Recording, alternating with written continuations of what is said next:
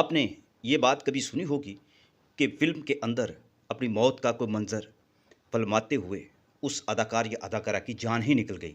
लेकिन शायद इसमें भी हकीकत हो। अदाकारा रानी बेगम, पाकिस्तान की फ़िल्मों की रानी, उनकी ज़िंदगी से जुड़ा हुआ ये वाक़या मैं आपको सुनाने लगा हूँ, जो उनके शौहर हसन तारक आफ़ाक़ी साहब को भी सुनाया करते थे, लेकिन इस वाक़ये को वो ज़्यादा अहमियत नहीं दिया करते थे और वो कहा करते थे, शायद ये रानी बेगम का वहम हो। लेकिन इस वाक़या की क्या हकीकत है, जो वाक़या उन्होंने सुनाया था, वो मैं आपको सुनाना चाहता हूँ। इसका एक फ़ैसला आप खुद भी कर सकते हैं कि रानी बेगम ने जिस तरह से ज़िंदगी गुज़ारी, ज़िंदगी में जिस तरह से उन्होंने फ़िल्मों में राज किया, उनकी एक जद्दोजहद की अपनी अलग से एक कहानी है। और फिर उन्होंने जो दुःख दर्द उठाए, वो भी एक अलमिया उनकी ज़िंदगी में रहा कि उन्हें वफ़ा करने वाला, मोहब्बत करने वाला कोई शौहर नसीब ना हो सका। हसन तारक जो उनकी मोहब्बत का महवर भी थे, लेकिन ये वही दौर था जब हसन तारक के साथ उनके इख्तलाफ़ात और ख़ास तौर पर हसन तारक की खुद बेवफ़ाई और फिर कुछ ऐसे मामलात थे जिनके बारे में आफ़ाक़ी साहब ने बहुत कुछ लिखा हुआ था और रानी बेगम उनके साथ ये बातें शेयर भी किया करती थी।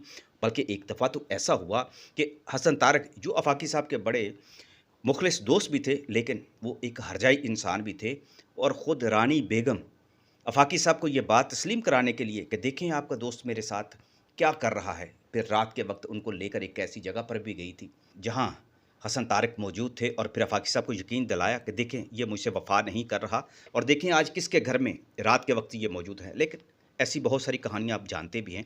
लेकिन ये जो बात आपको मैं बताने लगा हूँ कि फ़िल्म के अंदर अपनी मौत का एक मंज़र ऐसा रिकॉर्ड करवाना था, जो रानी बेगम को लगा कि हकीकत में उनकी मौत का बायस बन गया है और उन्होंने अपनी मौत का वो मंज़र देखा कि फ़रिश्ते उनकी जान निकालने आ रहे हैं और लोग ज़ारो-कतार रो रहे हैं। रानी ने ये मंज़र कुछ मिनट तक ये देखा, लेकिन फिर वो साँसें लेकर बेदार भी हो गई थी। हुआ क्या था, ये आप अच्छी तरह जानते हैं। इस फ़िल्म के अंदर भी, आज की वीडियो के शुरू में भी आपने देखा कि रानी बेगम अदाकार शाहिद के कदमों में गिरकर जान दे देती हैं और उसके बाद शाहिद उनको उठाते हैं, गोद में उठाते हैं और फिर कैमरे से निकलकर दूसरे कमरे में जाने का एक मंज़र जो है वो फ़िल्माया जाता है।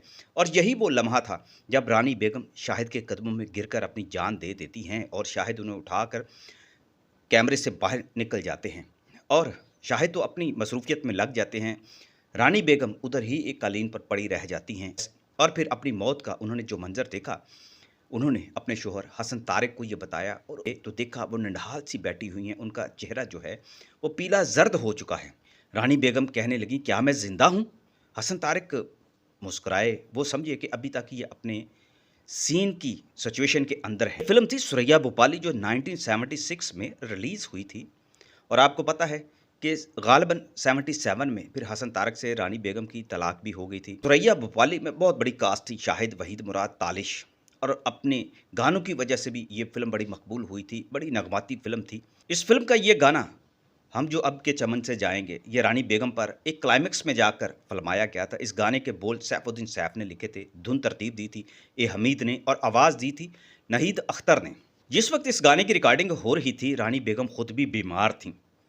लेकिन इस बीमारी के बावजूद जब उन्हें ये पता चला कि सभी एक्टर्स अपने वादे के मुताबिक आ चुके हैं और आज इसका क्लाइमेक्स का जो गाना है, ये इसको बड़े ड्रामाई अंदाज़ में रिकॉर्ड किया जाना है, तो उन्होंने हसन तारक के कहने पर अपने वजूद की बीमारी को नज़रअंदाज कर दिया। वो रूहानी तौर पर भी, ज़हनी तौर पर, जिस्मानी तौर पर भी शदीद बीमारी का शिकार थीं उस वक़्त, लेकिन उन्होंने खुद को छुपा के रखा। किसी को नहीं बताया कि वो बीमार हैं, नढाल हैं, लेकिन उन्होंने ये गाना अपने पूरे जुनून के साथ, जज़्बे के साथ और पूरी ताकत के साथ रिकॉर्ड करवाया था। कहानी के मुताबिक ये फ़िल्म का क्लाइमेक्स गाना था, एक ऐसा मंज़र था जहाँ मोहब्बत, जुदाई और मौत एक ही लम्हे में सिमट आती है। वहीद मुराद, शाहिद और तालिश की मौजूदगी में इस गाने की जब धुनें बिखरती हैं, तो रानी को ऐसा ही मंज़र अदा करना था जहाँ वो टूट कर बिखर जाती हैं और फिर वो लम्हा आता है जब रानी बेगम के मुँह से खून निकलता है और उसके बाद वो शाहिद की जज़्बाती कैफ़ियत वहाँ पर बड़ी खूबसूरत अंदाज़ में फ़िल्माई जाती है। वहीद मुराद के तासुरात बड़े जानलेवा होते हैं और फिर रानी बेगम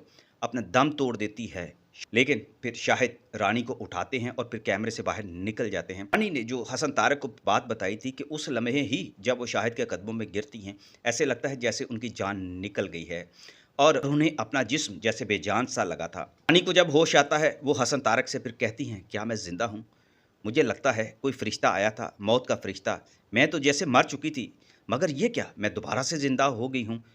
हसन तारक तो यही समझते रहे कि ये डायलॉग की कैफ़ियत में है, या इनकी बीमारी ने इन पर कोई ऐसा हमला किया है कि ये अभी तक उसी ख़्याल व वहम के अंदर मुब्तला हैं। रानी बेगम को उन्होंने दिलासा दिया, लेकिन रानी बेगम ने बताया कि मैंने फ़रिश्तों को देखा है, मेरी जान निकालने आए थे, मैंने लोगों को रोते हुए देखा है और मैं तो दोबारा ज़िंदा हो गई हूँ, मुझे तो दोबारा से ज़िंदगी मिल गई है। हसन तारक बड़े लिबरल और बड़े मज़बूत इंसान थे। वो कहने लगे कि देखो बेगम, ये एक नफ़सियाती असर हो सकता है, मगर मेरी बात सुनो, अगर तुमने ये सब कुछ देख लिया है तो किसी को ये बात मत बताना, क्योंकि पहले भी लोग आपके बारे में कहते हैं कि आप बीमार होती जा रही हैं और जब ये बात मार्केट में निकलेगी तो लोग आपको फ़िल्में देना बंद कर देंगे। आपने ये रिस्क नहीं लेना। और रानी बेगम इस बात की सच्चाई को समझती थी कि किसी बीमार वजूद रखने वाली अदाकारा को फ़िल्मों की हीरोइन नहीं लिया जाता, और क्योंकि उसका फिर ग्लैमर जो है वो दाँव पर लग जाता है, और रानी ने इस पर खामोशी इख्तियार कर ली थी।